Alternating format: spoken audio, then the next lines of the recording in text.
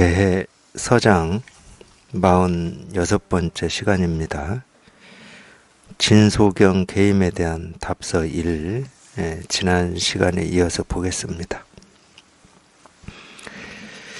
예전에 주세영이 편지로 우남 진정스님에게 물었습니다.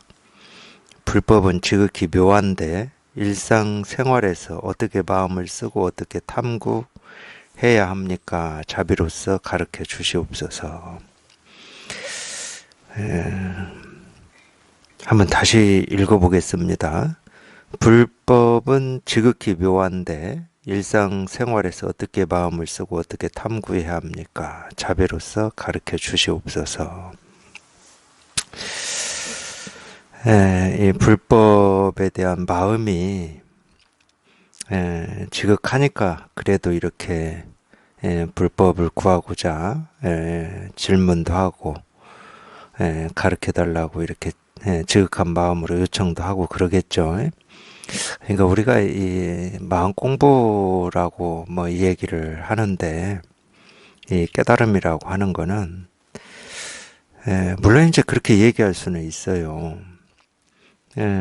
뭐 깨달음에 대한 어떤 뜻이나 원이 있는 분들이나 이제 뭐 그게 자기 스스로는 어떤 때로 뭐 있는지 없는지도 잘 모르죠. 우리가 뭐 그런 생각을 늘 하고 사는 건 아니기 때문에 그래도 관심이 순간순간 문득문득 어떤 이런 마음 공부에 관심이 간다는 거는 자기가 알든 모르든 이해하든 이해하지 못하든 마음에 불법에 대한 이 뜻과 원이 있다는 뜻입니다. 뜻과 원이라고 하는 건 우리가 뭐 저울에 달아서 얼만큼 있는지 알 수가 없잖아요. 그건 오로지 문득문득 순간순간 관심이 간다. 또는 뭐 다른 얘기로 해보면 좀 나도 좀 깨달아서 지금 현생에 뭐 이러저러한 번뇌나 갈등이나 힘겨움이나 어려움으로부터 좀 자유롭고 싶다. 그 어떤 거에도 장애가 없이 걸리는 게 없이 좀 자유롭고 싶다. 뭐 이런 마음이 있다. 그러면 뜻과 원이 우리가 있다고 얘기할 수 있습니다. 그런데 불법에 대한 이 뜻이 뭐 많다고 해서 우리가 이 공부하는데 꼭 도움이 되느냐? 뭐 뜻만 있으면 도움이 되죠. 근데 그 뜻을 가지고 꼭 이런 식으로 어떻게 마음을 쓰고 어떻게 탐구하는 거지? 이런 식으로 또 자기가 생각을 해버리면 그 지극한 뜻이 희석이 돼버려요. 자기가 다 얘기하고 있잖아요. 제가 2번 읽어드린 이유가 있어요. 그러니까 이 불법에 대한 어떤 이 지극한 마음이 있어서 이렇게 묻고 하는 것까지는 좋은데 한번 제가 읽어드린 이유가 있거든. 불법은 지극히 묘하다. 그러니까 지극히 묘한지 묘하지 못한지를 이분은 지금 몰라요. 제가 보니까. 왜 그러냐면 지극히 묘하다, 진짜 묘하다 그러면은 묘하다라는 말을 알 수가 없다는 말이거든. 불법이라고 하는 게 어떤 건지 알 수가 없다. 알 수가 없는데 일상생활에서 어떻게 마음을 쓰고 어떻게 탐구해야 불법으로 다가갈 수 있습니까? 이렇게 묻고 있으니까 우리가 알 수 없는데 어떻게 다가갑니까? 무슨 방향이 있고 목표가 있어야 우리가 그 목표나 방향을 향해서 갈 수가 있는데 이 불법이라고 하는 것은 뭐 오른쪽인지 왼쪽인지 뭐 앞인지 뒤인지 과거인지 현재인지 미래인지 지금인지 지금 이전인지 또는 지금 이후인지 뭐 도대체 우리 생각으로는 헤아려서 알 수 없으니까 묘하다고 하는 거거든. 묘하다라고 하는 말이 그런 뜻이에요. 알 수가 없다 이거예요. 이거 바람이 어느 쪽에서 불어오는지 알 수가 없는 때 있잖아요. 우리가 앞에서 부는가 싶더니 뒤에서 또 막 이 바람이 느껴지고 옆에서도 느껴지고 막 이런 때 있잖아요. 그거는 이제 뭐 느껴지기라도 하니까 그렇게라도 얘기를 하는데 우리가 이 법이라고 하는 거는 느껴지는 것도 아니거든요. 그러니까 뭐가 뭔지 모르는 거예요, 이게. 그러니까 묘하다고 그러는 거예요. 일상생활에서 이렇게 하는 게 이 깨달음으로 가는 길이다. 그럼 그 방향이 있는 거고 목표가 있는 겁니다. 그러니까 그런 식으로 공부를 하기 때문에 불법에 대한 이 지극한 뜻이 있어도 못 깨닫는 거예요. 그러니까 이제 제가 지금은 어떤지 모르겠어요. 지금은 그래도 이제 이런 선의 가르침이 하여튼 10년 전 또는 뭐 15년 전 이때에 비해서는 그때에 비해서는 많은 분들이 이제 관심을 기울이는데 10년, 15년 전만 해도 뭐 말을 듣고 깨닫는다. 도가 뭡니까? 이겁니다. 부처가 뭡니까? 이겁니다. 이런 말도 안 되는 이야기라고 그랬거든요. 그때 그러니까 뭐 이 수행을 통해서 깨달을 수 없다. 그게 굉장히 어떤 면에서는 그 당시에 이 마음 공부에 관심을 기울이고 있는 이 분위기에서 그런 말을 한다는 게 엄청난 파격적인 말이었어요. 제가 느껴요, 제가. 지금은 뭐 수행을 통해서 깨달을 수 없다. 제가 뭐 이런 얘기를 뭐 법회 때마다 수도 없이 하지만은 그때는 그러지 않았습니다. 그런 말을 하고 난 반드시 반론이 나왔어요. 반론이. 이런 법문을 듣는 분들 중에서도 반론을 했거든. 아니 그러면은 30년, 40년 동안 이 수행 하시면서 지금도 이렇게 하고 있는 분들은 다 뭐냐 뭐 이런 식으로도 반론을 하시고 막 그러셨거든요. 제가 뭐 그분들한테 수행하지 마라 뭐 그러고 싶지는 않아요. 그렇게 말할 이유도 없고. 근데 분명한 건 뭐냐면은 수행이라고 하는 건 어떤 목표를 향해서 가는 거거든. 목표를 향한다라고 하는 것은 자기 생각이 있는 거예요. 이렇게 하면 깨달을 수 있다라고 하는 이런 생각, 알미 있는 겁니다. 어떻게 알을 가지고 알미 없는 우리가 이 깨달음이라고 하는 거에 들어갈 수가 있겠습니까? 이 알미 없는 이 분별을 벗어난 이 우리 본래 마음이라고 하는 거는 우리가 날 때부터 다 갖추고 있다니까요. 자기 스스로한테 다 있어요. 자기가 아직 그거를 실감하고 그걸 체험하지 못했을 뿐이야. 근데 이거를 체험하지 못하면은 보통 하고 있는 건 뭐냐면 자기 생각을 믿고 의지해서 다 살아요. 그러니까 자기 생각이 주인인 거야. 생각을 믿고 의지해서 살 때는 우리가 이 깨달음이라고 하고 이 본래 마음이라고 하는 게 날 때부터 자기 스스로 다 갖추고 있다라고 하는 이런 말이 믿어지지가 않는 거예요. 나는 이렇게 뭔가 부족하고 살면서 불만족스러운 것도 있고 결핍된 것도 있고 아픔도 있고 고통도 있고 힘겨움도 있는데 그런 게 아무것도 없는 깨끗하고 텅 비고 고요한 이 진여 자성이라고 하는 게 나한테 있다고 안 믿어지는 겁니다. 왜? 경험을 안 해봤기 때문에. 근데 석가모니 부처님이 깨달아서 가르친 거는 그거밖에 없어요. 우리한테는 누구나 다 이 불성이 있다. 이 불성을 자기가 확인하면 되는 거예요. 확인하면. 근데 확인하기 힘든 이유가 늘 지금 이날 이때까지 뭐 50년을 살았던 60년, 70년을 살았던 자기 생각을 믿고 의지하고만 살아왔단 말이에요. 그게 버릇이 됐어요. 버릇이. 그러니까 자기 스스로는 자기 생각을 믿고 의지하고 사는지 아닌지도 모르는 채 그냥 생각을 믿고 의지하고 살고 있어요. 그게 버릇이 됐기 때문에.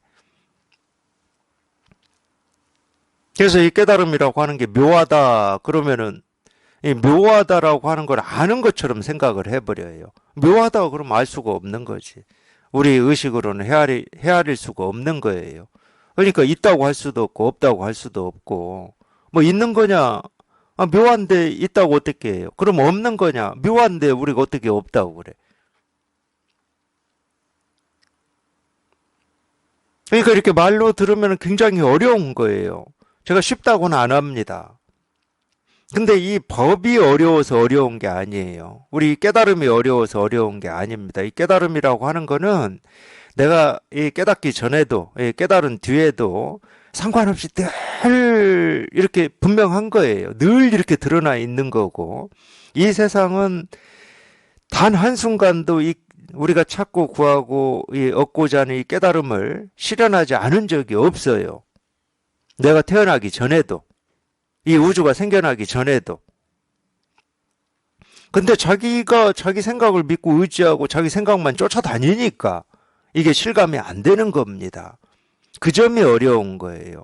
그러고 싶죠, 마음으로는. 그러고 싶지만은 이게 버릇이 돼버렸기 때문에 어떤 일을 어떤 거를 보고 또는 듣고 뭐 경험을 하면은 그냥 지금까지 해왔던 이 자기 방식대로 쫓아가 버리는 겁니다. 예를 들어서 도가 뭡니까? 이겁니다. 그러면은 그냥 쫓아가 버리는 거예요. 사실은 쫓아가지 말라고 이렇게 하는 면도 있거든요. 아니, 세상에 도가 손가락이라고 가르칠 사람은 없을 거 아니에요, 이 세상에. 근데 쫓아가지 말라고 사실은 이렇게 하는 면이 있어요. 적어도 손가락을 도라고 하지는 않을 거다. 이 책상을 두드리는 이 소리를 도라고 하지는 않을 거다. 근데 실제로는 내가 이 손가락을 세우든 책상을 두드리든 이 손가락을 세우는 이 하나의 행동, 이 책상을 두드리는 이 하나의 소리에도 자기 스스로가 찾고 구하고 얻고자 하는 이 깨달음이라고 하고 진여 자성이라고 하는 게 조금도 부족함 없이 다 드러나 있습니다. 그러니까 그냥 하는 건 아니에요.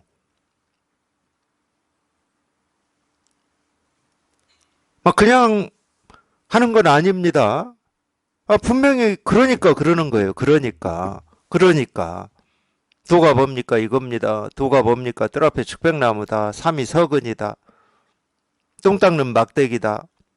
석가모니 부처님이 영산회상에서 꽃을 한 송이 드셨다. 그냥 하는 건 아닙니다. 아니, 그분이 뭐 할 일 없어서 영산회상에서 법회하려고 했을 때 뭐 꽃 한 송이 이렇게 들었겠습니까? 근데 자기가 자기 본래 마음을 딱 통하고 보면 석가모니 부처님이 들었던 아니면은 뭐 법문을 들으려고 앉아 있는 뭐 어떤 누군가가 들었던 그 하나의 행동에 내가 찾고 구하고 얻고자 하는 이 진여 자성이라고 하는 이 본래 마음이라고 하는 이게 조금도 부족함 없이 그냥 딱 실현돼 있어요. 그러니까 보고 듣고 느끼고 경험하는 그 하나하나하고 자기가 찾고 구하고 얻고자 하는 이 깨달은 마음은 단 한순간도 단 한 번도 떨어져 있어 본 적이 없습니다. 그러니까 따로 찾아야 될 일이 없어요. 이 깨달음은 지금 내가 보고 듣고 느끼고 경험하고 또는 과거에 경험해온 그 하나하나의 일과 이 별도로 따로 있는 게 아니에요.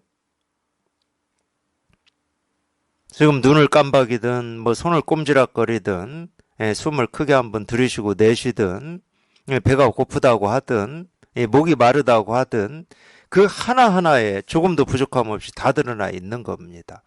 그러니까 이 세계는 저희가 여기에 통해 보면은 부처의 세계예요. 부처의 세계.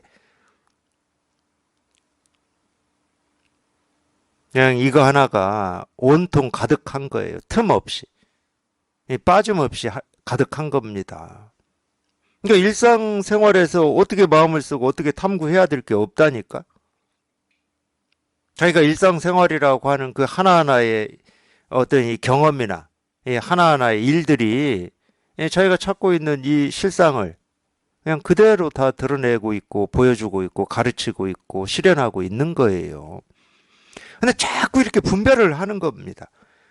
아니, 우리가 깨달으려면 일상생활을 어떻게 해야 하지? 이렇게 분별을 하는 거예요. 그게 분별이거든. 그러니까 남전보원이라고 하는 스님이 조주가 물었을 때 도가 뭡니까? 하고 물으니까 평상심이 도다 이러잖아요. 평상심이라고 하는 거는 우리가 그냥 일상에서 쓰는 마음이에요. 일상에서 쓰는 마음 하나하나에 자기가 찾고 있는 이 진실이, 이 실상이 다 드러나 있다. 근데 이거를 얻고자 하는 사람들은 하여튼 100이면 100%가 다 깨달음이라고 하는, 깨달은 마음이라고 하는 것을 따로 있다고 여기고 따로 찾고 있습니다. 따로 찾아요. 왜? 자기는 지금 뭔가 부족하니까, 불만족스러우니까. 자기 불만족스러운 이 마음이 깨달은 마음이다. 인정이 안 되는 거예요, 인정이. 뭐 인정한다고 되는 일은 아니지만,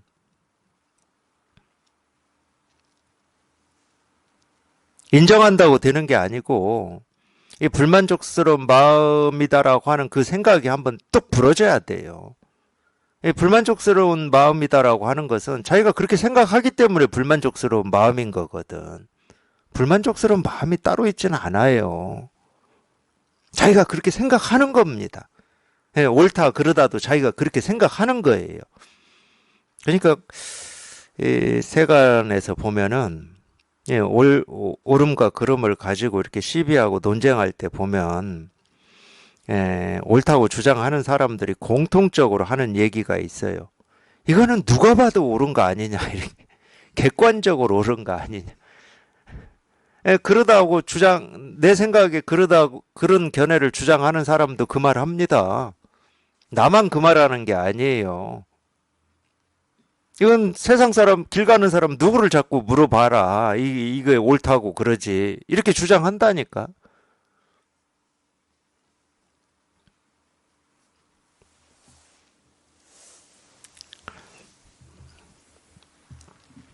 근데 자기 스스로가 불법은 지극히 묘하다고 해놓고, 아, 묘하면은 뭐 어떻게 합니까? 어떻게 할 수가 없지. 뭐 어디로 가야 됩니까? 뭐 날아가야 됩니까? 뭐 땅을 파고 가야 됩니까? 어디로 갈 수가 없어요. 방향이 없는데. 예, 목표가 없고 방향이 없는데 진짜 묘하다 그러면은 우리가 알 수 없다라는 말도 묘하다라는 말하고 예, 거의 같은 뜻으로 쓰거든요. 알 수가 없으면은 뭐 어디 동쪽 문으로 나갈 겁니까? 서쪽 문으로 나갈 겁니까?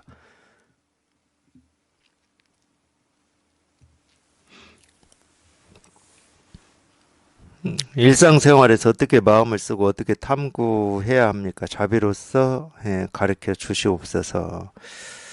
예, 진정 스님이 말했습니다. 이 진정, 우남 진정이라고 하는 이 스님이 하여튼 이 질문에 대해서 예, 어떻게 말씀하고 계시는지 한번 읽어보겠습니다.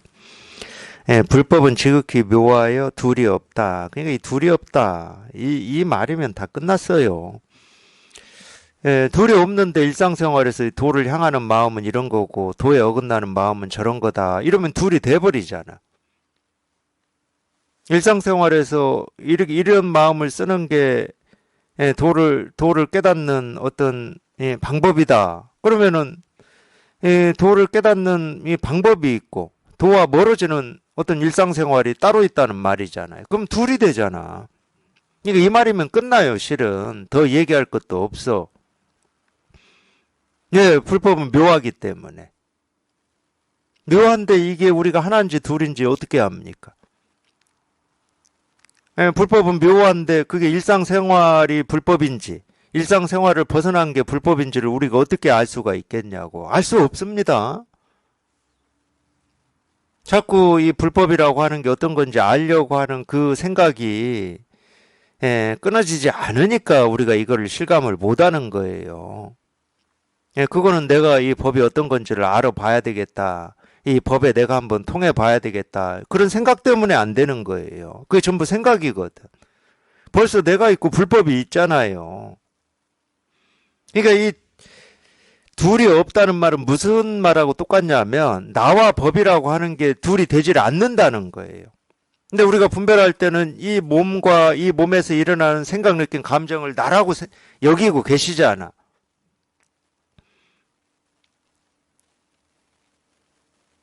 그러니까 법을 따로 있다고 여기고 법을 찾고 있는 거지.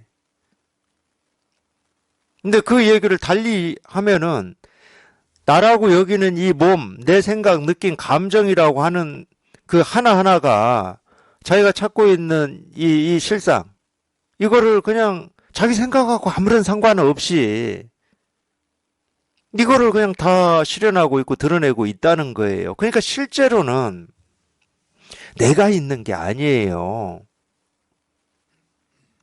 분별할 때는 내가 있고 남이 있고 내가 있고 세계가 있고 내가 있고 법이 있다는 그런 착각을 하시지. 근데 여기에 통해 보면 내가 있는 게 아니야. 나라고 하는 것은 그냥 허망한 생각일 뿐이야. 아무런 근거도 없는 허망한 생각일 뿐이야. 내가 있는 게 아니라 이게 있죠. 그냥 이게 있어요. 이거 둘이 될 수가 없다니까. 나와 법이 둘이 될 수가 없어요. 나와 세계가 둘이 될 수가 없고.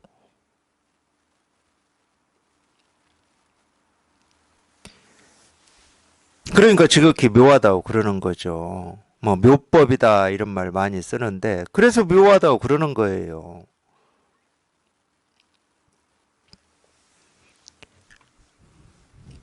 그러니까 둘이 없다 그러면 끝이 나야 되는 겁니다.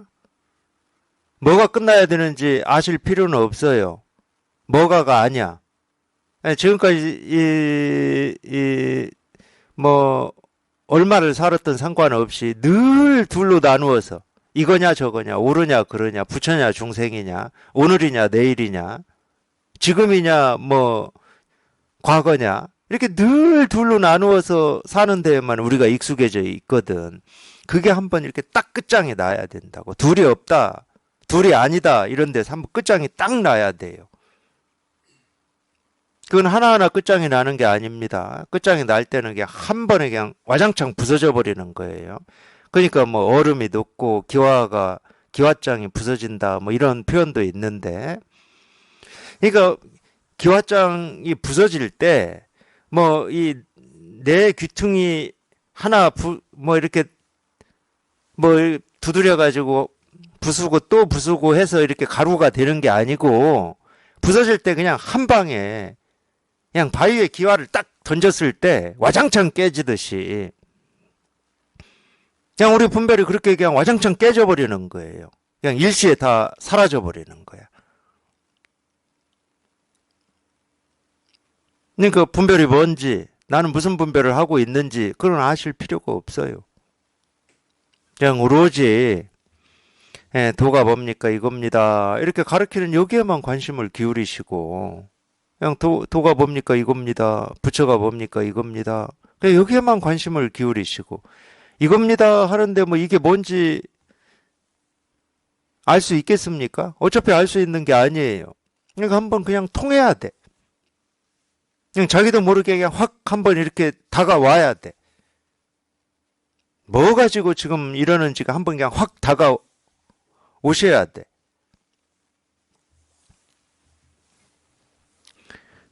불법은 지극히 묘하여 둘이 없다. 다만 아직 묘한 곳에 이르지 못했다면 서로 길고 짧음이 있다. 그러니까 아직 여기 통하지 못했다. 그러면 길고 짧음. 그러니까 이런 분별을 한다는 거예요. 분별을.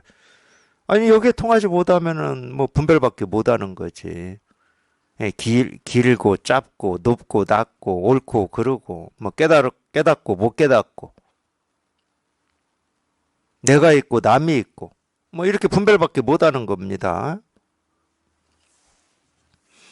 진실로 묘한 곳에 이르면 마음을 깨달은 사람이니 자신의 마음이 마지막 진실이고 본래부터 깨달아 있음을 진실하게 알 것이고 진실하게 자제할 것이고 진실하게 안락할 것이고 진실하게 해탈할 것이고 진실하게 깨끗할 것이다. 일상생활에서 오직 자기 마음을 쓸 뿐이니 자기 마음의 변화를 붙잡으면 바로 쓸 뿐 옳고 그름은 묻지 마라. 이렇게 답을 해 주고 계시는 게 뭐 제가 잘못됐다는 건 아닙니다. 잘못된 건 아닌데, 어쨌든 이제 이 말로 알아들으려고 하면 어려워요. 어렵죠. 말로 알아들으려고 하면은. 뭐, 자신의 마음이 마지막 진실이다. 이런 말을 어떻게 말로 알아들어요? 자기 마음이 뭐 뭔지를 모르는데. 자기 마음이라고 하는 것도 자기가 아는 거는 보고 듣고 느끼고 경험할 때마다 마음이 뭐 이쪽으로도 갔다가 저쪽으로도 갔다가 뭐 미래로도 갔다가 뭐 과거로도 갔다가, 정말 이 마음은 마조 스님이 그런 말을 했는데 기생 같다 이런 말을 했어요. 기생 같다라는 말은 뭐 알고 보면 무슨 말이냐면 여기에 붙었다 저기에 붙었다 그냥 어디에 고정되어 있지를 않아요 얘는. 우리 그렇잖아요. 우리 일상생활에서 자기가 자기 마음이다 하는 걸 한번 이 얘기를 해봐라. 그러면은 그 마음이라고 하는 게 뭐 어떤 때는 오지도 않은 미래 걱정 아니라고 뭐 시간 보내고 있고, 어떤 때는 이 과거에 자기가 한 어떤 행동 뭐 후회하고 나는 왜 이거밖에 안 되나 좌절하고 절망 아니라고 시간 보내고, 그리고 앞으로 어떻게 살아야지, 오지도 않은 미래를 뭐 어떻게 살아야지 뭐 생각한다고 뭐가 되겠습니까? 이 마음이라고 하는 놈이 뭐 자기는 자기 마음을 얼마나 믿고 의지하는지는 모르겠지만 줏대가 없어요. 줏대가. 왔다 갔다 하니라고. 과거로 갔다, 미래로 갔다, 현재로 갔다, 오름으로 갔다, 그름으로 갔다. 어떤 때는 뭐 좌절로 갔다, 불안, 두려움으로 갔다, 기쁨으로 갔다. 줏대가 없어. 그러니까 마조 스님도 기생과 같다 뭐 이렇게 표현을 했겠죠. 진짜 그래요. 그러니까 저희가 깨달아서 여기에 익숙해져 보면은 어떻게 50년, 60년, 70년을 왔다 갔다 하고 여기 붙었다 저기 붙었다는 이 도깨비 같은 마음을 믿고 의지하고 평생을 그렇게 살았을까? 뭘 믿을 만한 뭐가 있어야 그놈을 믿고 살죠. 정말로 걔를 믿고 의지하고 산다. 그럼 우리가 좌절이나 절망이나 무슨 패배나 두려움이나 불안이나 이런 걸 왜 느껴야 됩니까? 자기가 의지하는 유일하게 의지하는 것이다 그러면은 근데 참 희한해. 아마 이 친구나 또는 뭐 부부나 부모 자식이나 사람 관계에서 자기 마음이 왔다 갔다 하듯이 그 사람이 그렇게 한다 그러면 우리 절대 그 사람 의지 안 할 겁니다. 벌써 끝장냈을 거예요.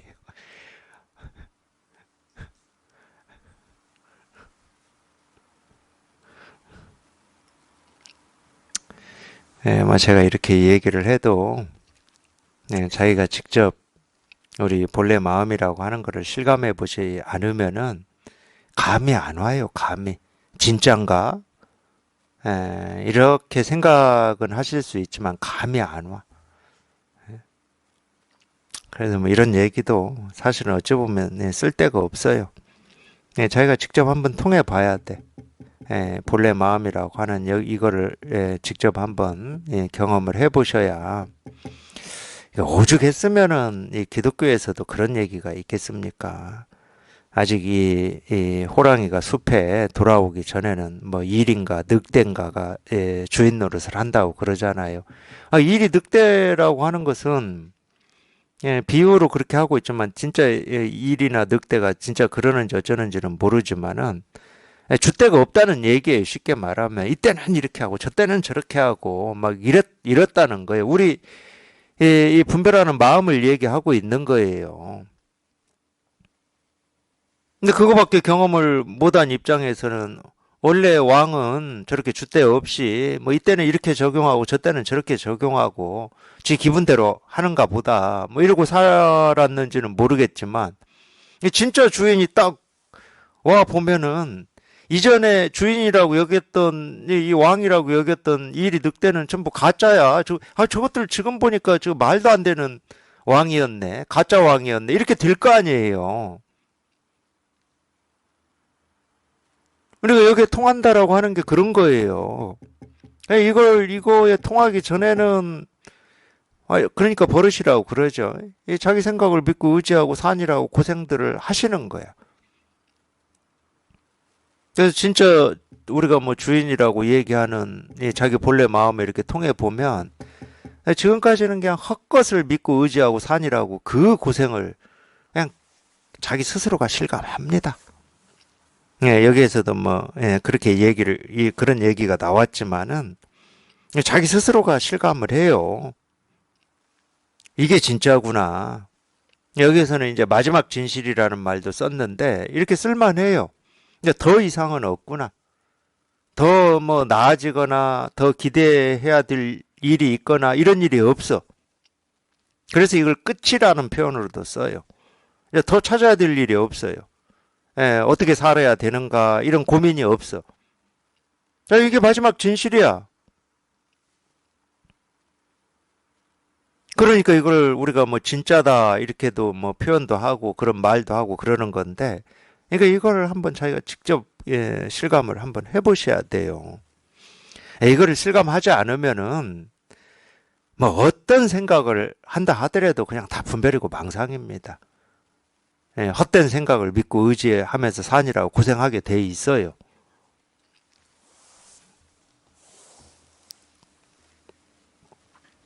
네, 그럴 때 이제 우리가 이 자신의 마음이, 아니, 자기가 쓰고 있는 이 마음 말고 따로 찾아야 될 마음이 없어요. 지금 이 쓰고 있는 이 마음이 자기가 찾고 있는 마음이기 때문에. 네, 그토록 찾고 싶었던 마음이 따로 있었던 게 아니라니까.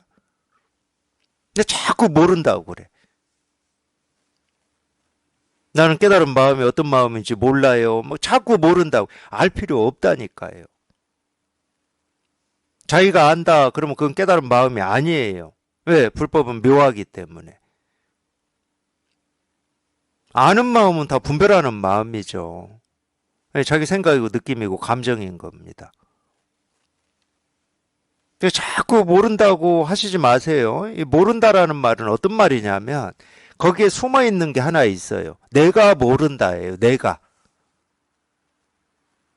물론 안다도 똑같습니다. 내가 안다예요. 우리가 주어를 빼고 얘기하니까 그렇지. 거기엔 다 나라고 하는 게 있는 겁니다. 이거는 내가 알고 모르고 할 일이 아니에요. 이 나라고 하는 이게 없는 거라니까. 내가 있는 게 아니야. 그냥 이게 있는 거지.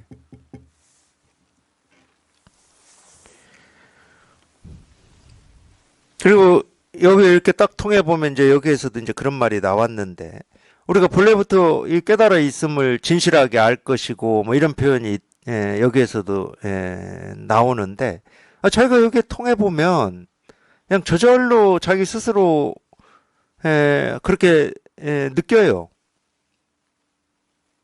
이거는 찾고 구하고 얻는 어떤 것이 아니구나.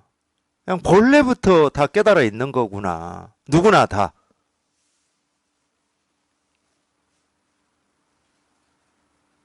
우리가 나한테 없는 거를 공부하는 게 아닙니다. 아니, 지식은요, 있고 없고가 있어요, 지식은. 내가 그거를 뭐 읽거나 듣거나 경험을 통해서 얻지 않으면은 그 지식은 나한테 없습니다. 이 지식이라고 하는 거는 우리가 태어날 때, 갓난아이로 태어날 때 백지장으로 태어났다. 이렇게 표현할 수가 있잖아요. 그러니까 자꾸 보고 듣고 느끼고 경험해서 이 지식을 쌓아나가는 겁니다. 지식은. 근데 우리 본래 마음은 뭐라고 그랬죠? 텅 비고 고요하고 깨끗하다고 그랬잖아요. 그러니까 이 우리 깨달음이라고 하는 것은 공부를 통해서 쌓아나가는 게 아니에요. 본래 다 갖추고 있는 거라니까.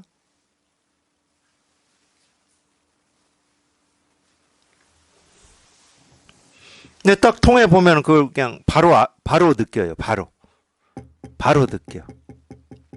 내가 여기에 통하기 전에도 그냥 다 깨달아 있었는데 이거는 실감을 못하고 이 자기 생각을 믿고 의지하고 살다 보니까 나는 뭐가 부족하고 불만족스럽고 어떻게 살아야 되고 미래에는 뭐 또 뭐 어찌 해야 되고 막 이런 자기 생각 그게 다 자기 생각인데 그런 생각에 자기가 이 괴롭힘을 당하고 있었던 거예요.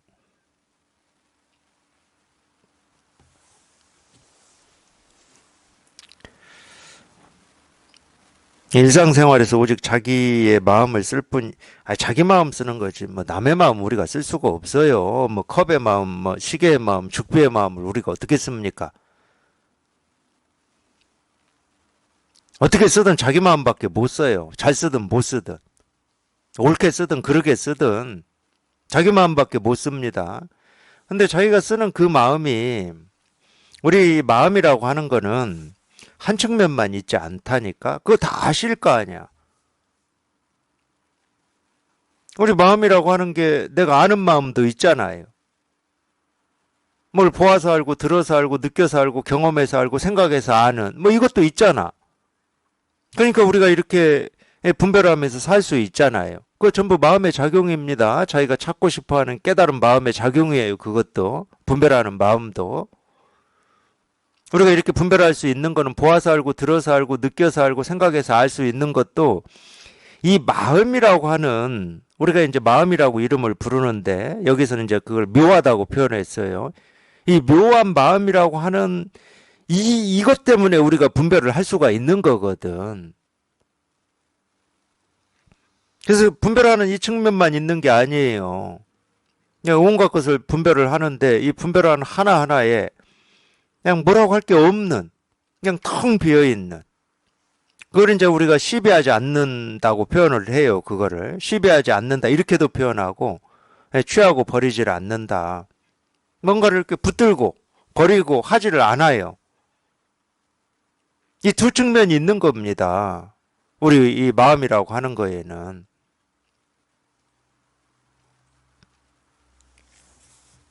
근데 자기가 쓰는 마음을 떠나서 깨달은 마음을 따로 찾을 수는 없어요. 자기가 쓰는 마음에서 이 깨달은 마음이라고 하는 걸 자기가 이렇게 한번 실감하고 통하는 거지.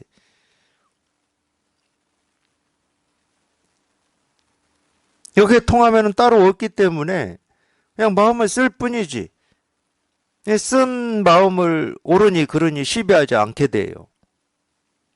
좋으니 싫으니 뭐 이렇게 시비하지 않게 돼.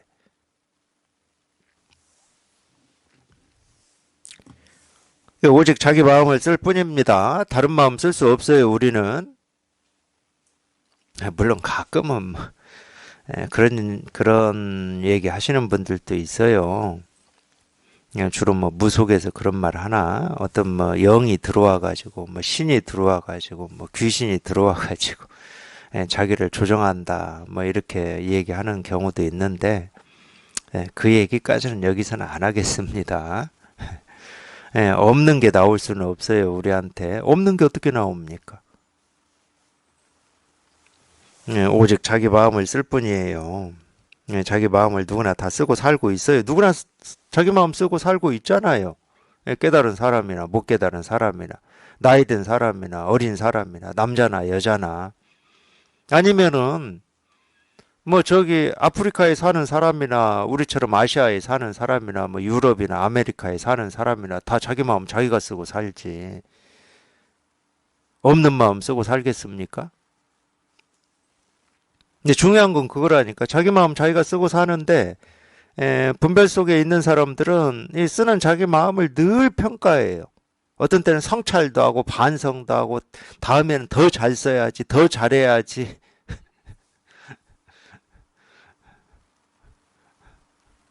자기가 쓴 마음을 자꾸 붙들고 시비하니까 그러는 거예요.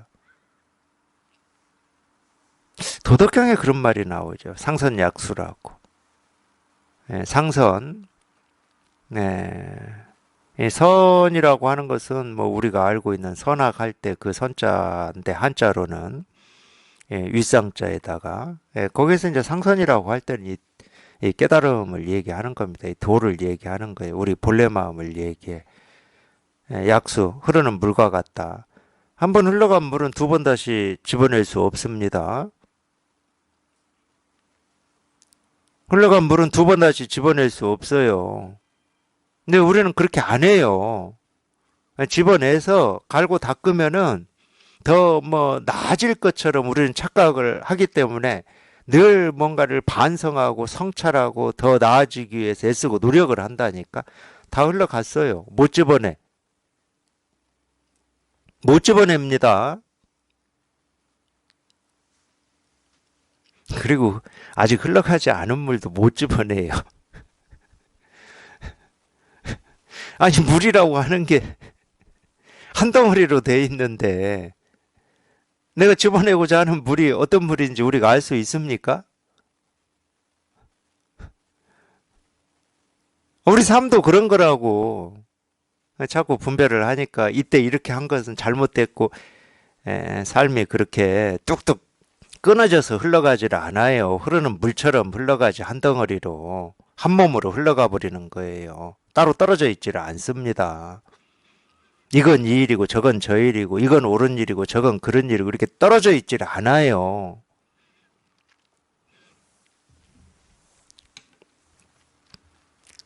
마음으로 헤아리고 사랑하면 바로 옳지 않게 된다.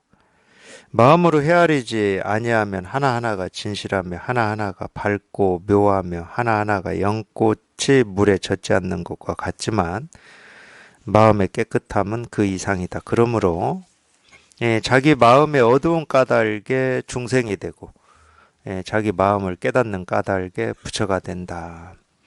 그러니까 자기가 쓰는 그 마음밖에 없는데, 자기가 쓰는 마음을 뭐 붙들고 시비하면 어둡다고 그러는. 그걸 우리가 무명이라고 그러는 겁니다. 그걸 또 중생이라고 그래. 중생은 절대 따로 있지 않습니다. 우리가 이제 뭐 거의 이제 좀 뭐라고 하죠? 일상생활에서 이 마음 공부하고 상관없이 또 일상생활에서 좀 어리석은 짓을 하면 에이 중생아 뭐 이러기는 해요. 그렇게는 합니다. 그러니까 이 중생이라는 말이 저도 그랬는데 뭐 그런 얘기를 어른들이 쓰는 걸 뭐 들었죠.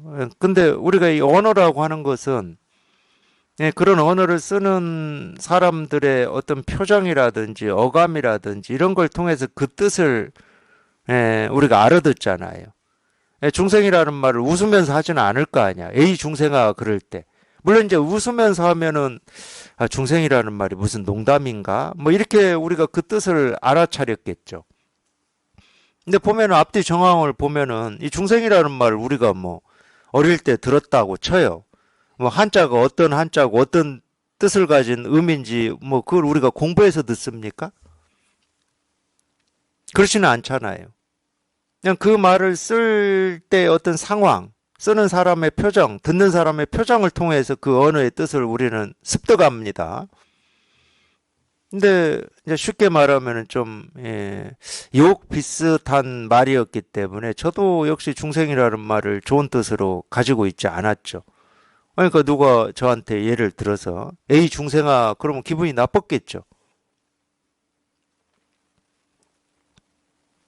근데 제가 불법을 공부해 보니까 중생이 따로 있고 부처가 따로 있지 않더라고. 이전에 습득했던 중생이라는 뜻으로 습득했던 이 뜻이 아닌 거야.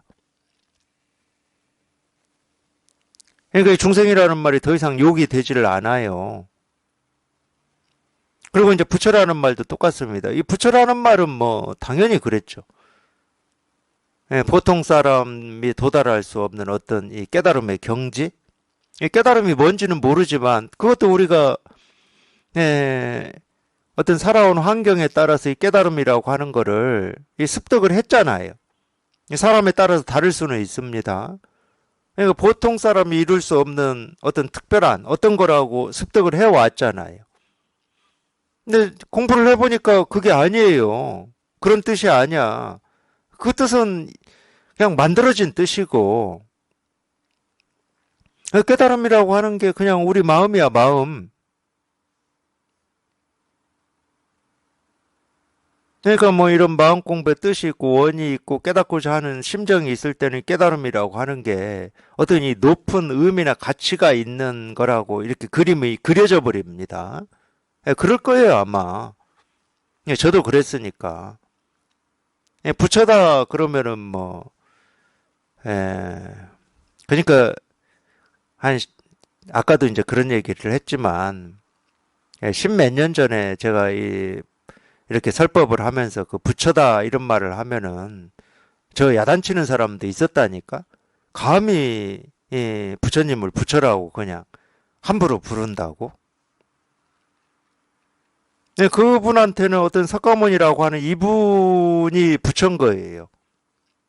근데 제가 부처라고 할 때는 석가모니라고 하는 어떤 이분을 한정해서 부처라는 말을 쓰지 않습니다, 저는. 그렇게 쓸 수가 없어요. 왜 그러냐면 부처라고 하는 것은 누구나 다 지금 부처의 마음을 가지고 있거든. 깨달았든 못 깨달았든. 그러니까 중생이라고 하는 게 따로 없어요. 누구나 부처인데 자기 생각을 믿고 의지해서 살아가면은 부처가 중생 노릇을 하는 거예요. 부처가 중생 노릇을 한다고 해서 그게 부처가 아닌 겁니까? 우리 예를 들어서 연극이나 영화나 뭐 여기에서 사람이 뭐 그 배역이 예를 들어서 뭐 이 말의 역할을 하고 있다. 그럼 뭐 이 말 비슷한 동작으로 뭐 이렇게 연기를 하겠지. 그렇다고 말 역할을 하고 있다고 해서 그게 뭐 말입니까? 사람이잖아요. 또 드라마에서 자기가 이 바보 역할을 하고 있다.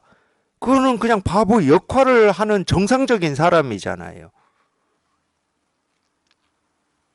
그런 거하고 똑같은 겁니다. 그게 사실은 제일 억울한 거예요. 뭐 그런 얘기를 저도 한 번인가 들은 것 같아요. 어떤 그 배역에 완전히 빠져가지고 어떤 이 연기자가 그 영화나 드라마가 끝났음에도 불구하고 그 배역에서 헤어나오지 못하는 뭐 이런 경우도 있다. 뭐 이런 얘기를 제가 들었는데 충분히 우리 그럴 수 있습니다. 근데 그거는 일시적으로 그러는 건데 중생 노릇 하는 것은 평생 그랬던 거예요. 평생. 그냥 평생 그래가지고 이제 자기가 중생인 줄 알아요.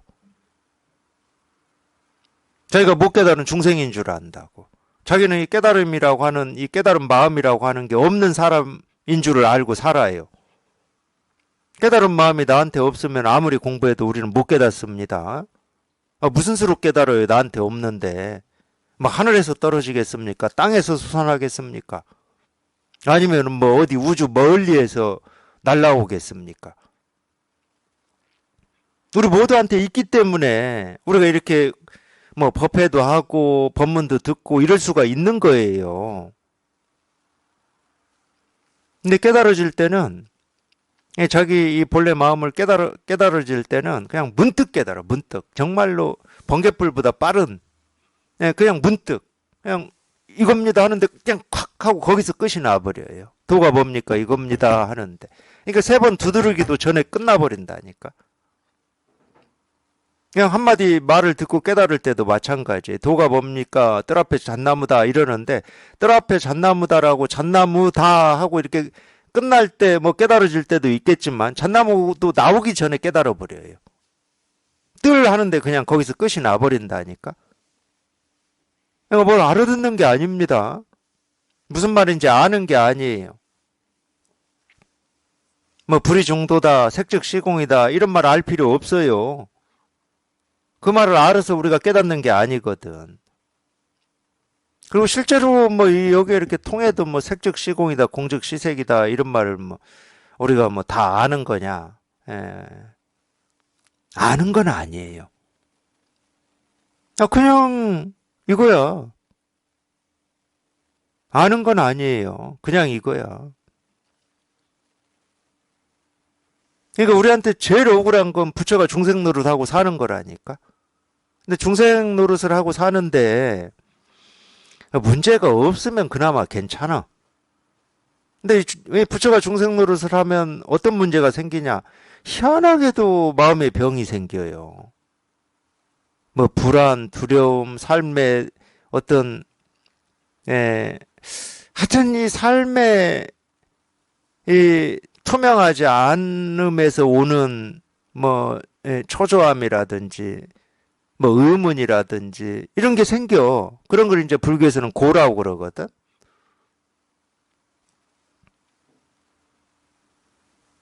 근데 그런 일이 본래 없는 이 부처로 태어났는데 자기가 중생 노릇 하니라고 어쩔 수 없이 겪는 거야. 참 희한하죠.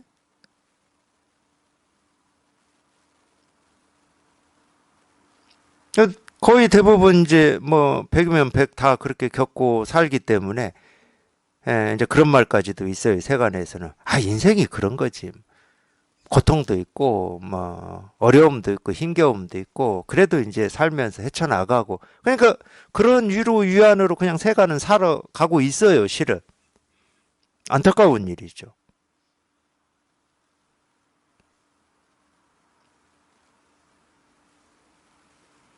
부처로 태어나가지고 부처로 살고 있으면서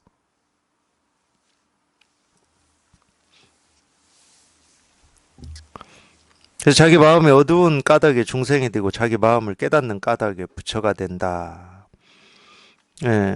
자기가 한번 통해 보면 이 평생을 중생 노릇하고 사니라고 고생했다는 거를 바로 실감하실 수 있어요. 내가 왜 이렇게 고생을 하고 살았을까? 그래야 될 이유가 하나도 없었거든. 뭐 고생할 때는 이유가 있어요. 뭐 다른 사람이 예를 들어서 뭐 직장에서는 누가 뭐 상사가 윗사람이 뭐 자기를 괴롭힌다 그러고 집에서는 자식이 말을 안 듣는다고 그러고 뭐 하여튼 이유가 있어요. 그때는. 그걸 이유인 줄 알고 살아 그렇게. 그게 중생 노릇하고 사는 겁니다. 중생이 바로 부처이고 부처가 바로 중생이지만 미혹함과 깨달음으로 말미암아 중생이 있고 부처가 있는 것이다. 네, 그래서 중생이 이제 바로 부처고 부처가 바로 중생이다. 이제 이런 말을 충분히 할 수가 있는데, 물론 이제 이 중생이라는 어떤 이 말, 부처라는 말에 자기한테 이런 말들이 무게가 다르다면, 무게가 다르죠. 분별할 때는 반드시 무게가 다릅니다. 옳다는 말하고 그르다는 말이 자기한테는 무게가 달라요. 삶이라는 말과 죽음이라는 말이 자기한테는 무게가 다릅니다. 건강이라는 말과 병이라는 말이 자기한테는 무게가 달라요. 근데 사실은 이 말은 무게를 달 수가 없어. 무게가 달 수 없다는 말은 모든 말은 평등해. 모든 말은 평등합니다. 제가 이제 이런 얘기를 비유를 들어서 얘기를 해드리는데 우리가 지금까지 살면서 이 말에 이제 오염되어 있는 게 이런 거거든. 당연히 삶이다 죽음이다라고 하는 이 말의 뜻을 우리는 다 가지고 있잖아요. 지금까지 살면서 배우고 익히셨을 거잖아. 그래서 내가 좋아하는 말이 있고 싫어하는 말이 있게 돼요. 그럼 늘 어떤 이 두 말이 있었을 때 옳음과 그름이라는 말, 부처와 중생이라는 말이 있었을 때 당연히 한쪽으로 이렇게 기울지. 그러니까 하나를 취하고 하나를 버리는 거지. 내가 좋아하는 건 취하고 싫어하는 건 버리는 거지. 그게 중생 노릇 하는 겁니다. 그래서 제가 어떤 비유를 이렇게 한 적이 있냐면은 잉크 비유를 한 적이 있어요. 잉크. 이게 쉽게 얘기하면 잉크로 나라고 하는 이 모습이 그려져 있어요. 그래 눈도 있고 코도 있고 입도 있고. 그러니까 눈으로는 뭐 사물을 보고 귀로는 듣고 이렇게 다 할 수 있어. 생각으로 헤아릴 수 있어. 그 그림이 나라고 하는 그 그림이. 근데 그 그림만 있는 게 아니야. 우리가 뭐 이 나라고 하는 이 몸뚱아리만 이 세상에 있습니까? 온갖 말이 있지, 온갖 모습이 있지, 온갖 소리가 있지, 봄, 여름, 가을, 겨울 있지, 하늘, 땅이 있지, 온갖 것이 다 있잖아요. 그 그림에 온갖 것이 다 있는 거예요. 그러니까 글자도 부처, 중생이라는 모든 글자들이 다 있어요. 그럼 우리가 이 깨달은 마음 또는 깨달음이라고 하는 거는 거기에 비유를 해보면 뭐와 같냐면은 그냥 이 나라고 그려져 있는 이 그림이나 다른 뭐 나라고 여기는 남이라고 여기는 이 그림이나 뭐 글자나 하늘이나 땅이나 사실은 다 잉크로 그려진 그림들이야. 그림들, 글자들이 있고. 나라고 하는 게 따로 없어. 그 그림의 일부야, 그냥.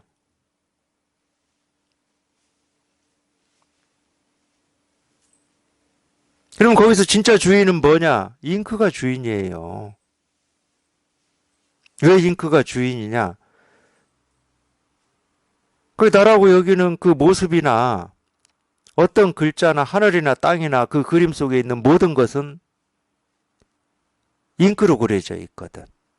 잉크로 그려져 있다는 말은 어떤 모습을 보든 부처라는 글자를 보든 중생이라는 글자를 보든 잉크가 먼저 확인이 된다는 거예요. 자, 그 글자에 부처의 무게가 더 나갑니까? 중생이라는 글자가 무게가 더 나갑니까? 잉크한테는 무게가 더 나가는 게 없어요.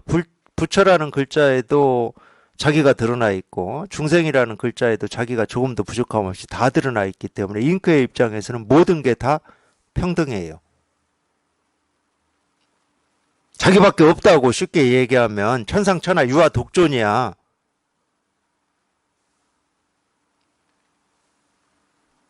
거기서 자기는 내가 아닙니다. 우리가 분별할 때 나라고 여기는 이 내가 아니에요. 이거를 얘기하는 거예요. 이거를. 이거밖에 없어요. 이거밖에. 점이 하나 찍혀 있든 동그라미가 하나 그려져 있든 잉크가 드러나 있고 잉크가 실현되어 있고 잉크를 우리가 잉크 자체를 증명하고 증거하는 거예요. 근데 우리는 그걸 어떻게 보냐? 이 글자와 내가 따로 있어가지고 부처라는 말은 좋은 거고 중생이라는 말은 안 좋은 거고 이렇게 보고 있는 거예요, 우리가. 세상도 그렇게 보고 있고 나와 세상이 따로 있는 것처럼.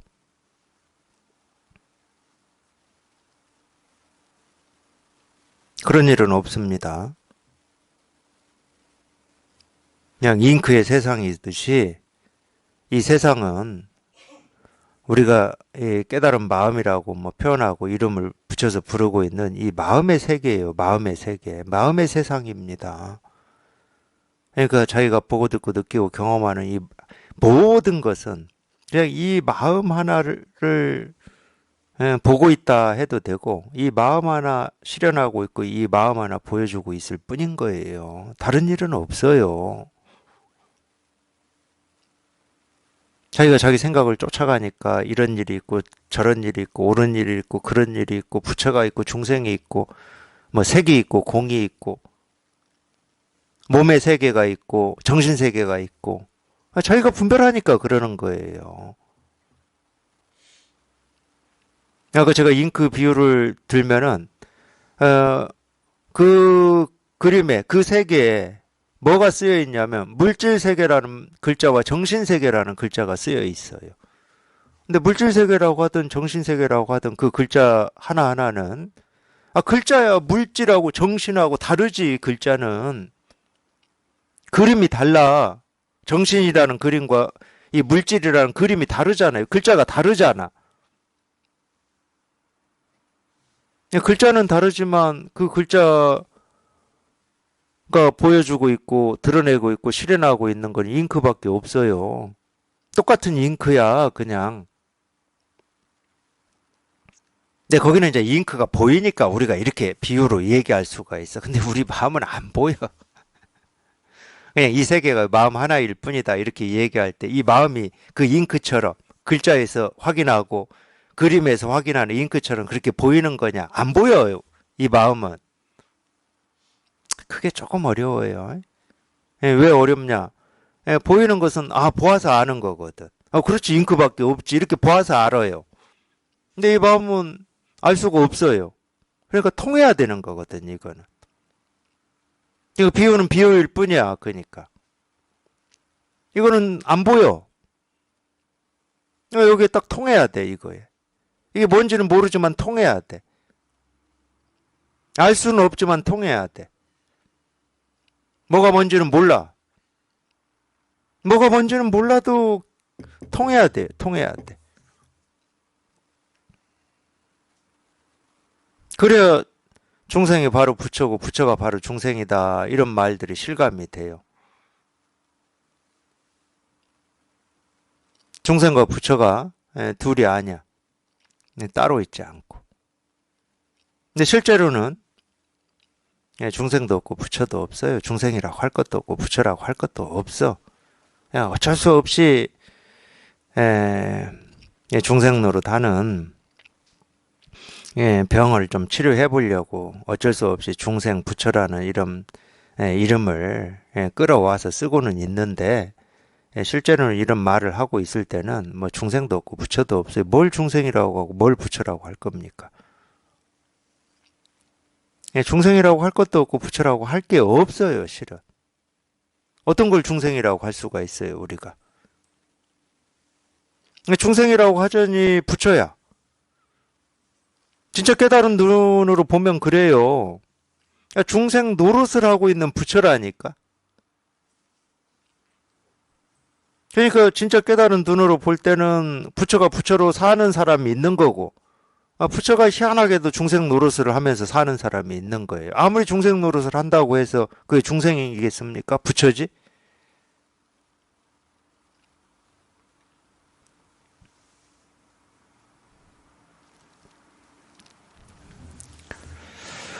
미혹함과 깨달음으로 말미암아 중생이 있고 부처가 있는 거다. 이 미혹함과 깨달음으로 이 미혹함은 이 미혹이라는 말은 분별한다는 얘기입니다. 자기 본래 마음을 잃어버렸기 때문에 미혹이라고 그래요. 우리가 이 미라고 하는 것은 잃어버리는 거잖아요. 잃어버리는 거. 미아라고 그럴 때는 아이를 잃었다. 뭐 이런 걸 미아라고 그러는데 네, 그러면은 왜 잃어버렸냐? 이 혹해가지고 잃은 거예요. 그래서 미혹이야. 뭐에 혹했냐? 눈으로 보는 모습에 혹하고 귀로 듣는 소리에 혹하고 부처 그러면 좋아하고 중생 그러면 싫어하고 이게 다 혹하는 거예요. 옳음 그러면 좋아하고 싫음 그러면 싫어하고 그게 전부 혹하는 겁니다. 그렇게 혹하는 것 때문에 잃어버리는 거예요. 자기 본래 마음을. 참 좋은 말이에요. 이 미혹. 다 얘기하고 있으니까. 미혹함과 깨달음으로 말미암아 중생이 있고 부처가 있는 것이다.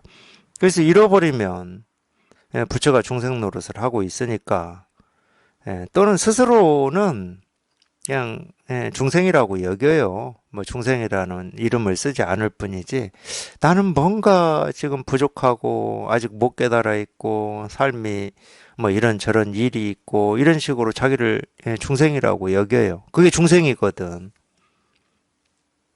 근데 저희가 여기 통해 보면은 네, 뭐, 뭐 그렇게 자기를 그렇게 뭐 부족하다 뭐 어쩌고 했던 그 생각이 참 희한한 생각이었어. 그러니까 무슨 얘기냐면은 그때는 내가 귀신 들렸나? 사실은 진짜 그게 귀신 들린 건데 우리 분별이 뭐 무속에서 얘기하는 뭐 그런 거 또 뭐 귀신 들렸다 뭐 이렇게 얘기할 수 있지만은 평생을 어떻게 부처가 중생 노릇 하면서 그 중생 노릇 하는지도 모르고 살 수가 있어. 그 귀신 들린 거 말고 어떻게 설명이 돼요, 그게.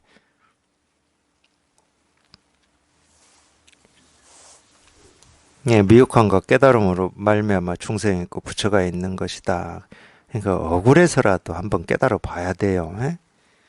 깨달음이 밖에 있는 것도 아니고 남한테 있는 것도 아니고 자기 스스로한테 다 갖춰져 있는 거니까 억울해서라도 한번 해봐야 됩니다.